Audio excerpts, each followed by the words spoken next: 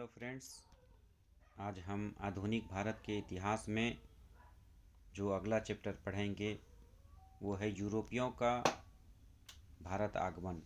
मुख्यतः जो यूरोपीय कंपनियां था उसका भारत आगमन और उसकी क्या व्यापारिक संबंध थे भारत के साथ और किस प्रकार से उसके व्यापारिक संबंध धीरे धीरे राजनीतिक शक्ति के रूप में बदलने लगा और किस प्रकार से उसने भारत में एक साम्राज्य स्थापित कर लिया, उसके बारे में हम इस वीडियो में जानने का प्रयास करेंगे। तो यूरोपीय कंपनियों के भारत आगमन के क्रम में हम देखते हैं कि कौन कौन से यूरोपीय कंपनियां भारत आए। तो उसमें आ जाता है पुर्तगाली, दूसरे थे डच, तीसरे थे अंग्रेज़ और चौथे थे फ्रांसीसी और पांचवे थे डेनमार्क के डेन यूरोपीय कंपनी। इसके अंतर्गत हम सबसे पहले देख लेते हैं कि भारत और यूरोप का जो व्यापार था वो किस प्रकार से था। भारत और यूरोप के बीच में प्राचीन काल से ही व्यापारिक संबंध था। पहले स्थल मार्ग से चीन होते हुए और मध्य एशिया होते हुए व्यापार होता था। बाद में भारत और यूरोप के बीच में समुद्री मार्ग से भी व्यापार होने लगा। प्राचीन काल के साथ साथ मध्यकाल में भी ये व्यापारिक संबंध निरंतर रहा। मध्यकाल में भारत के पश्चिमी तट से लेकर के लाल सागर और मध्य एशिया होते हुए यह व्यापार होता था। यह व्यापार मुख्य रूप से मसालों का और लग्जरी आइटम्स का होता था, जैसे पर्ल्स का, हाथी के दांत का व्यापार होता था।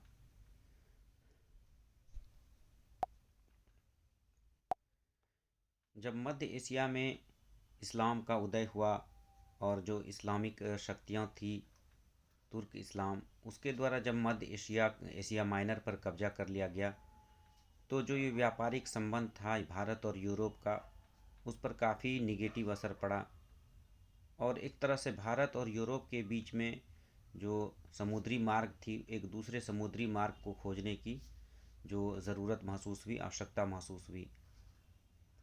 और ये आवश्यकता इसलिए भी थी क्योंकि भारत के कुछ आइटम्स ऐसे थे, निर्यात के आइटम्स, व्यापार के आइटम्स, जिसकी ज़रूरत काफ़ी थी यूरोप में। जैसे मसालों की ज़रूरत थी यूरोप के देशों को, चूँकि यूरोप के जो क्षेत्र थे, यूरोप के जो महाद्वीप थे, वो काफ़ी ठंडा प्रदेश था और काफ़ी ठंड रहने के कारण वहाँ पर खेती बाड़ी नहीं हो पाती थी, फल सब्जियाँ नहीं उपजाई जा सकती थी। वहाँ पर लोग ज़्यादा से ज़्यादा जो मांस था, मछली था, उसी को खाकर जीवन व्यतीत करते थे। और चूँकि मांस और मछली को अच्छे से पकाने के लिए, उसको अच्छे से प्रिज़र्व करने के लिए मसालों की ज़रूरत पड़ती है, इसलिए यूरोप के लोगों के लिए ये मजबूरी थी एक तरह से कि वो भारत से मसाले का आयात करें।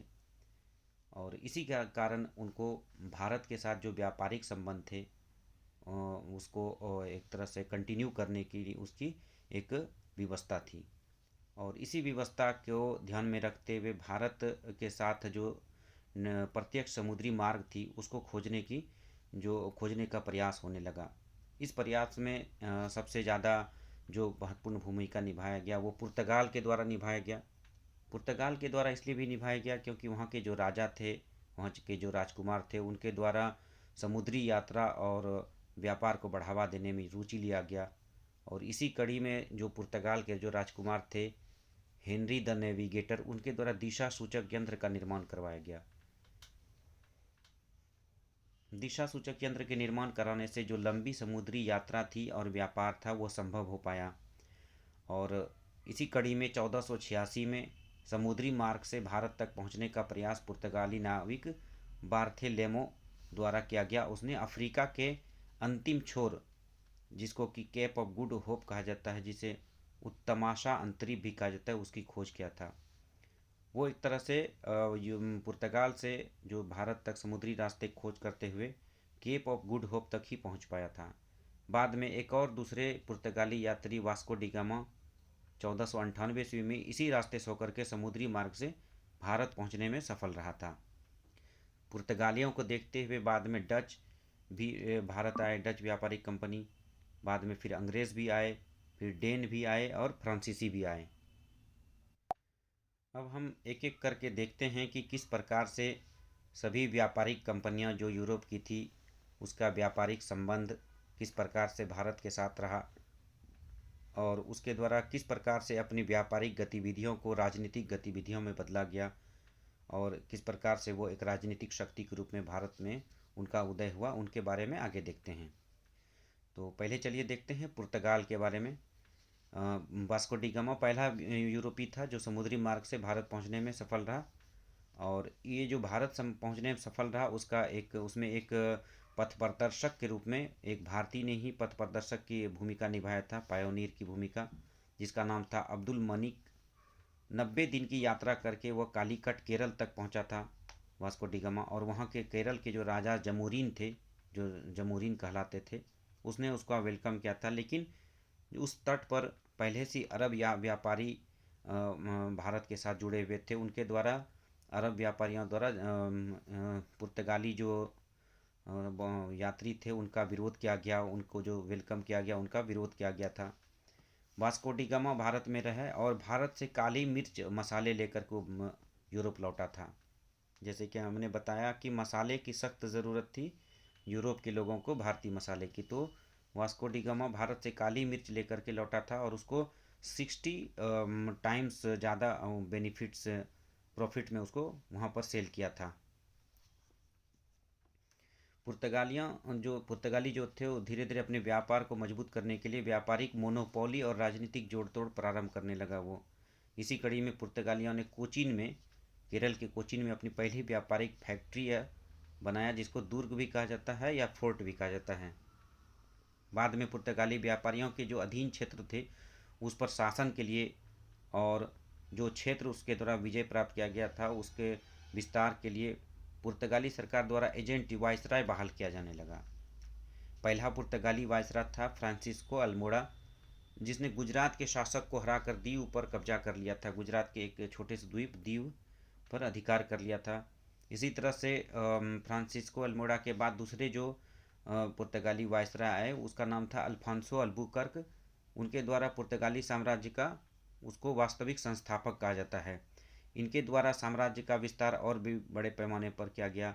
जैसे 1510 में दक्षिण भारत के एक विशाल साम्राज्य बीजापुर के शासक आदिल शाह को हरा कर इसने गोवा पर कब्जा कर लिया था और गोवा ही एकमात्र ऐसा राज्य था, क्षेत्र था जिस पर सबसे लंबे समय तक यूरोपियों का कब्जा रहा। पुर्तगालियों का कब्जा इवन भारत की स्वतंत्रता के बाद 1964 तक बना रहा था। इस एक तरह से पुर्तगाली सबसे पहले आए जो यूरोपियों में थे और सबसे अंत में 1964 में भारत से गए थे। पुर्तगाली केवल भारत तक ही सीमित नहीं रहे, वो भारत के अलावा दक्षिण पूर्वी एशिया में मलक्का और हरमुज पर भी उनका कब्जा हो गया था और भारत पर ज़्यादा से ज़्यादा अधिकार करने के लिए उसने अपनी जनसंख्या भी भारत में बढ़ाना प्रारंभ कर दिया था और जनसंख्या बढ़ाने के लिए उनके द्वारा भारतीय जो महिला थे उनसे शादी किया जाने लगा पुर्तगालियों के द्वारा। अंत में पुर्तगाली वायसराय नीनो कुन्हा ने गोवा को पुर्तगाली राजधानी भी बनाया था। पुर्तगालियों ने न सिर्फ तटीय जो क्षेत्र थे उस पर कब्जा किया बल्कि वो समुद्र पर भी एक तरह से मोनोपोली रखते थे और एक नई तरह की नीति उसने चलाया था, समुद्री नीति, जिसको कि काफिला प्रणाली या अंग्रेजी में इसको कार्टेज आर्मडा सिस्टम कहा जाता है। जिसमें सिस्टम ये था कि बिना पुर्तगालियों की मंजूरी के, पुर्तगाली कंपनी की मंजूरी के कोई भी जहाज़ अरब सागर में व्यापार नहीं कर सकता था। यहाँ तक कि मुग़ल बादशाह अकबर जो उस समय काफ़ी शक्तिशाली थे उनको भी अपने व्यापार के लिए पुर्तगाली कंपनी से अनुमति लेना पड़ता था। जो संत फ्रांसिस्को जेवियर थे पुर्तगालियों के समय ही भारत आया था। पुर्तगालियों का एक योगदान था कुछ भारत में कि उनके द्वारा पहली बार भारत में तंबाकू की खेती प्रारंभ किया गया था। जहाज़ निर्माण का जो प्रोसेस था उसको उसकी ही देन थी। इसी तरह से गोवा में उसके द्वारा प्रिंटिंग प्रेस खोला गया था। तो ये सब पुर्तगालियों की देन थी। पुर्तगालियों द्वारा ईसाई धर्म के प्रचार को भी बढ़ावा दिया गया था। उनके द्वारा उन्हीं के समय में फादर एक्वाविवा और मॉन्सेरट मुगल दरबार अकबर के समय में उपस्थित हुए थे।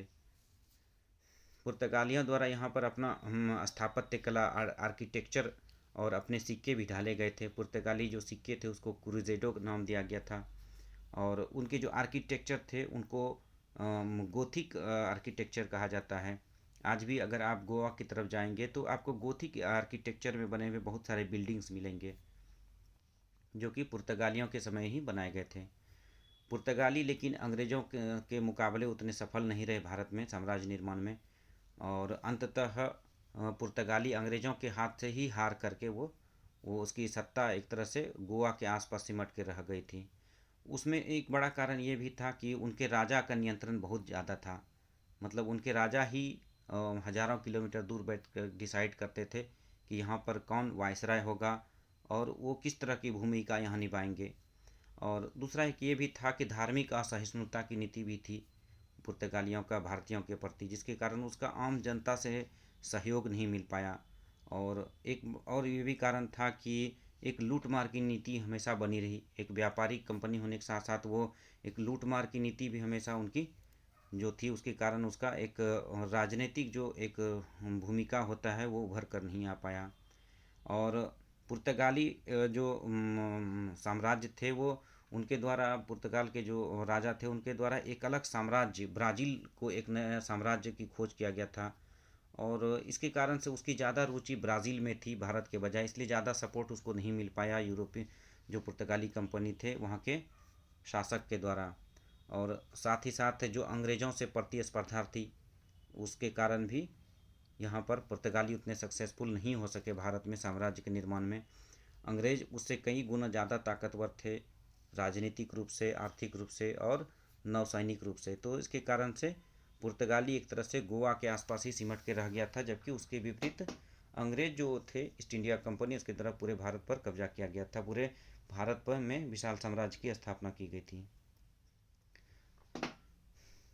अब देखते हैं कि अगला जो कंपनी था यूरोपीय कंपनी वो कौन था। वो था डच ईस्ट इंडिया कंपनी। उसकी स्थापना 1602 में हुआ था डच ईस्ट इंडिया कंपनी की। और मसूलीपट्टनम में दक्षिण भारत के एक क्षेत्र था मसूलीपट्टनम, वहाँ पर पहला डच कारखाना इसके द्वारा खोला गया था। और कई और कारखाने इनके द्वारा खोले गए थे, जैसे कि पुलीकट में गुलरिया दुर्ग के नाम से, इसी तरह से चिंसूरा बंगाल में गुस्ताउल किला इसके द्वारा बनाया गया था। डचों के द्वारा भी भारत में सिक्के ढाले गए थे जिस प्रकार से पुर्तगालियों के द्वारा ढाले गए थे। जिस तरह से पुर्तगालियों के सिक्के को क्रूजेडो का नाम दिया गया था, तो उसी तरह डच के सिक्के को पैगोडा नाम दिया गया था। डच के द्वारा भारत के साथ साथ इंडोनेशिया के जकार्ता को भी जीत करके वहाँ उसका नाम बैटेविया नाम दिया था उसने। लेकिन डच पुर्तगालियों की तरह डच भी अंग्रेज़ों के सामने ठहर नहीं पाए। और 1759 के बेदरा के युद्ध में ईस्ट इंडिया कंपनी, अंग्रेज ईस्ट इंडिया कंपनी से डचों की हार हुई और भारत में उसकी जो व्यापारिक जो शक्ति थी और राजनीतिक शक्ति एक तरह से लगभग खत्म हो गई थी। अब जो तीसरे जो व्यापारिक कंपनी, यूरोपीय व्यापारिक कंपनी भारत आए थे, उसमें अंग्रेज ईस्ट इंडिया कंपनी था। 1600 ईस्वी में east India company, English east India company की स्थापना हुई थी। और उस वक्त जो जो ब्रिटेन की महारानी थी वो महारानी एलिजाबेथ टेलर थी। उनके द्वारा 15 वर्षों के लिए जो पूर्वी एशिया थे जिसमें भारत भी था, 15 वर्षों के लिए व्यापार का परमिट एक तरह से ईस्ट इंडिया कंपनी को दिया गया था।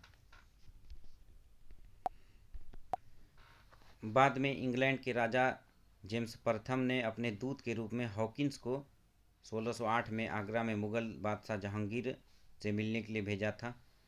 चूँकि जेम्स दूत हॉकिंस फ़ारसी बोलते थे और उसके कारण मुग़ल बादशाह जहांगीर उससे काफ़ी प्रभावित हुए और जहांगीर द्वारा उसको मुग़ल दरबार में मनसब ओहदा भी प्रदान किया गया था। लेकिन हॉकिंस बहुत ज़्यादा बादशाह जहांगीर से व्यापारिक छूट नहीं ले पाए। बाद में 1613 में दूसरा दूत भेजा गया था जिसका नाम था सर टॉम थ्रो जहांगीर के दरबार में, जो कि जहांगीर से अजमेर में मिला था। सर टॉम थ्रो के प्रयास से मुग़ल राज्य में पहली व्यापारिक कोठी सूरत में खोलने का परमिशन मिला, जो कि पुर्तगालियों के विरोध के कारण खुल नहीं पाया था अंततः। लेकिन दक्षिण भारत में 1613 में मसूलीपट्टनम में इनके द्वारा पहला कारखाना खोला गया था। दक्षिण भारत में ही इनके द्वारा गोलकुंडा के राज्य से सुनहरा फरमान प्राप्त किया गया था। और जिसके माध्यम से सुनहरा फरमान क्या था, उसके माध्यम से उनके द्वारा जो गोलकुंडा राज्य थे उनके बंदरगाह से व्यापार का उसको एकाधिकार मोनोपोली प्राप्त हो गया था। अंग्रेजों द्वारा दक्षिण भारत में मद्रास की स्थापना की गई थी। मद्रास में ही फोर्ट सेंट जॉर्ज की स्थापना की गई थी और मद्रास की स्थापना का श्रेय जाता है अंग्रेज फ्रांसिस डे को। बाद में मद्रास के बाद अंग्रेज़ों द्वारा बम्बई की भी स्थापना की गई थी। बम्बई पर बेसिकली पुर्तगालियों का कब्जा था, लेकिन पुर्तगालियों ने इसको दहेज के रूप में चार्ल्स द्वितीय को दे दिया था और चार्ल्स द्वितीय ने बम्बई को बाद में ईस्ट इंडिया कंपनी को रेंट पर दे दिया था, जिसको बाद में बम्बई को एक अंग्रेज गेराल्ड अंगियार ने इसको स्थापित किया था, एक बम्बई शहर के रूप में स्थापना किया था। इसी तरह कलकत्ता की स्थापना जॉब चार्नोक नामक अंग्रेज ने किया था और ये सब बिल्कुल ही ग्रामीण क्षेत्र थे जिसको कि एक तरह से किलेबंद करके एक नए रूप में तैयार किया था अंग्रेज़ों ने बम्बई, कलकत्ता और मद्रास को। मद्रास में जिस तरह से इसने फोर्ट बनाया था, फोर्ट सेंट जॉर्ज, उसी तरह कलकत्ता में इसने फोर्ट बनाया अपना, फोर्ट विलियम जॉब चार्नोक ने। लेकिन अंग्रेज़ों की बढ़ती हुई शक्ति के कारण मुग़ल बादशाह से इसका संबंध शाहजहाँ के समय से ही थोड़ा तनावपूर्ण प्रारंभ हो गया था, परंतु शाहजहाँ ने अपनी बेटी के इलाज से खुश होकर उसको व्यापारिक छूट दे दिया था और उसके बेटे बंगाल के गवर्नर शाह शुजा ने उसको 3000 वार्षिक कर के बदले बंगाल में व्यापार का विशेष अधिकार दे दिया था। लेकिन औरंगज़ेब के समय में जो अंग्रेज ईस्ट इंडिया कंपनी था उसका और मुग़ल बादशाह औरंगज़ेब से टकराव प्रारंभ हो गया था। औरंगज़ेब बादशाह द्वारा ईस्ट इंडिया कंपनी की राजनीतिक गतिविधि को देखते उसको हुगली से बेदखल कर दिया गया था और सभी जो इतने भी अंग्रेज ईस्ट इंडिया कंपनी के जो नौकरशाह थे उस सबको गिरफ्तार करने का आदेश दिया था। बाद में औरंगज़ेब की मृत्यु के बाद जब उसके उत्तराधिकारी फर्रुखशियर बादशाह बने तो उसने जॉन सरमन जो दूत थे, जो कि इंग्लिश ईस्ट इंडिया कंपनी के दूत थे, उसके अनुरोध पर ईस्ट इंडिया कंपनी को व्यापार का मैग्ना कार्टा या महाधिकार पत्र प्रदान किया था। इसके अंतर्गत क्या, मैग्ना कार्टा के अंतर्गत ईस्ट इंडिया कंपनी को बंगाल, गुजरात और सूबेदा हैदराबाद में एक फिक्स्ड वार्षिक शुल्क के बदले फ्री ट्रेड करने और सिक्का ढालने का शक्ति प्रदान किया गया था। अब देखते हैं कि अगला कौन था यूरोपीय कंपनी। अगला था फ्रांसीसी यूरोपीय कंपनी। 1664 में फ्रांसीसी ईस्ट इंडिया कंपनी की स्थापना हुई थी और सूरत में अपना पहला व्यापारिक केंद्र इसके द्वारा फ्रांसीसियों के द्वारा स्थापित किया गया था और इसी तरह से पांडिचेरी और बंगाल में चंद्रनगर में भी इसके द्वारा व्यापारिक केंद्र खोले गए थे। Rizvi Dutch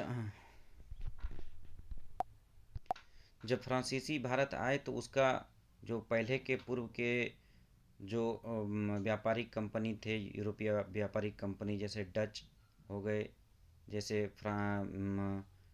English India company हो गई, उसके साथ उसका टकराव प्रारंभ हो गया क्योंकि ये सबसे लास्ट में आए थे और वो पहले से जो पूर्व के जो ईस्ट इंडिया कंपनी थी वो पहले से यहाँ पर उसका क्षेत्राधिकार था। इसके कारण उससे एक टकराव होने लगा। सबसे पहले टकराव हुआ इनका डचों से पांडिचेरी को लेकर के, बाद में रिजविक की संधि से पांडिचेरी को प्राप्त किया था फ्रांसीसियों ने। पांडिचेरी में ही फ्रांसीसियों ने फोर्ट लुई नाम का फोर्ट बनाया था। जिस प्रकार से मद्रास में अंग्रेज़ों द्वारा अपना फोर्ट बनाया गया था, उसी तरह से पांडिचेरी में फ्रांसीसियों द्वारा अपना फोर्ट बनाया गया था। फ्रांसीसी गवर्नर डुप्ले और काउंट लैली का फ्रांसीसी जो साम्राज्य थे उसके विस्तार में बहुत बड़ा योगदान था फ्रांसीसियों का। लेकिन जैसा मैंने पहले कहा कि फ्रांसीसियों का प्रारंभ से ही जो डच ईस्ट इंडिया कंपनी थे और इंग्लिश ईस्ट इंडिया कंपनी, उसके साथ इनका टकराव प्रारंभ हो गया था। इसी क्रम में जो फ्रेंच ईस्ट इंडिया कंपनी था उसका इंग्लिश ईस्ट इंडिया कंपनी से टकराव प्रारंभ हुआ और जिसको कर्नाटक युद्ध के रूप में जाना जाता है। इन दोनों के बीच में दक्षिण भारत में 3 युद्ध लड़े गए थे जिसको कि कर्नाटक युद्ध कहा जाता है। प्रथम जो युद्ध हुआ था वह 1746 से 48 के बीच में हुआ था जबकि डुप्ले फ्रांसीसी गवर्नर थे। इसका कारण था अंग्रेज़ों द्वारा फ्रांसीसी जहाज़ को पकड़ा जाना।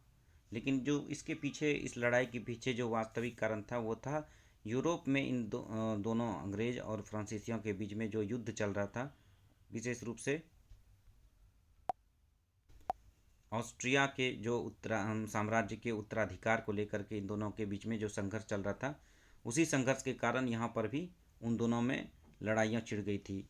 और इसमें अंग्रेज़ों के जो मित्र थे दक्षिण भारत में, कर्नाटक के नवाब अनवरुद्दीन की सेना अंग्रेज़ों के साथ लड़ रही थी।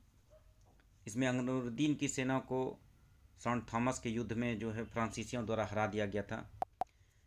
यह युद्ध ज़्यादा देर तक नहीं चला। उत्तराधिकारी युद्ध जैसे ही यूरोप में समाप्त हुआ, वैसे ही यह युद्ध, प्रथम कर्नाटक युद्ध भी समाप्त हो गया था। और एक तरह से इस युद्ध में फ्रांसीसी का पलड़ा भारी था और फ्रांसीसियों की ही विजय हुई थी। यूरोप में जब संधि हुई एक्स ला सैपेल, तो उसी के तहत यह प्रथम कर्नाटक युद्ध का भी अंत हो गया था। दूसरा कर्नाटक युद्ध 1749 से 54 के बीच में अंग्रेज और फ्रांसीसियों के बीच में लड़ा गया था।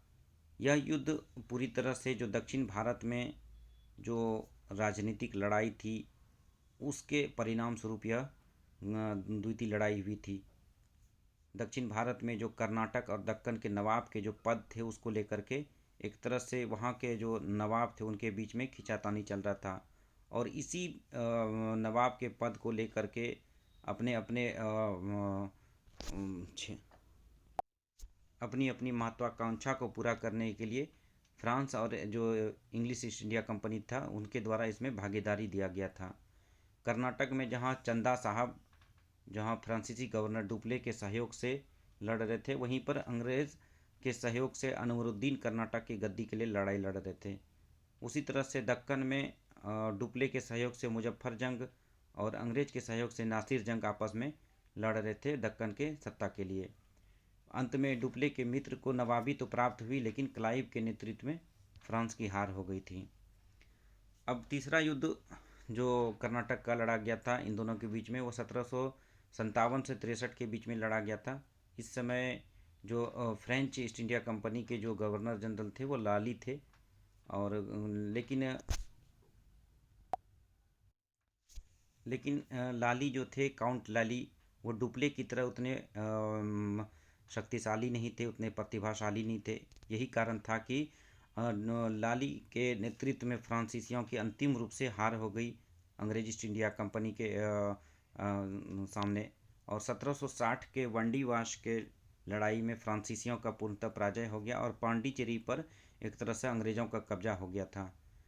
फ्रांसीसी, अब सवाल ये पैदा होता है इतिहास में कि फ्रांसीसियों का पराजय क्यों हो गया। तो उसके पीछे इतिहासकार बताते हैं कि इसका भी हाल कम लगभग पुर्तगालियों जैसा ही था। इस पर भी सरकार का अत्यधिक नियंत्रण था, उनकी जो सरकार जो यूरोप में थी। और उनकी नौसैनिक शक्ति जो ईस्ट इंडिया कंपनी से काफ़ी कमज़ोर थी। और सेनापति, जैसे मैंने बताया कि डुप्ले के बाद जो काउंट लाली फ्रांसीसी जो गवर्नर बन के आए थे, फ्रांसीसी सेनापति, उनके द्वारा कई सारी कूटनीतिक और रणनीतिक गलतियां की गई, जिसके कारण से फ्रांसीसियों की हार हुई। अंतिम जो कंपनी थी वो थी डेन, जो कि 1616 में इसका गठन हुआ था। और इसके द्वारा श्रीरामपुर बंगाल में अपना केंद्र खोला गया था। अंत में व्यापारिक केंद्र ये अपने जितने भी थे बंगाल के, उसको अंग्रेज़ों को बेच करके ये भारत से वापस चले गए थे। तो इस प्रकार से हमने इस वीडियोज़ में देखा कि किस प्रकार से जो यूरोपीय व्यापारिक कंपनी थे भारत आए और उनके द्वारा भारत के साथ व्यापारिक संबंध स्थापित किया गया। और बाद में इनके द्वारा आपस में राजनीतिक महत्वाकांक्षा को लेकर के आपस में भी लड़ाई होने लगी। और अंततः जो इंग्लिश ईस्ट इंडिया कंपनी थे वो इस लड़ाई में सफल रही और उसके द्वारा भारत में एक साम्राज्य की स्थापना की गई थी। तो आज के इस वीडियो में बस इतना ही। मिलते हैं फिर अगले वीडियो में। Thank you.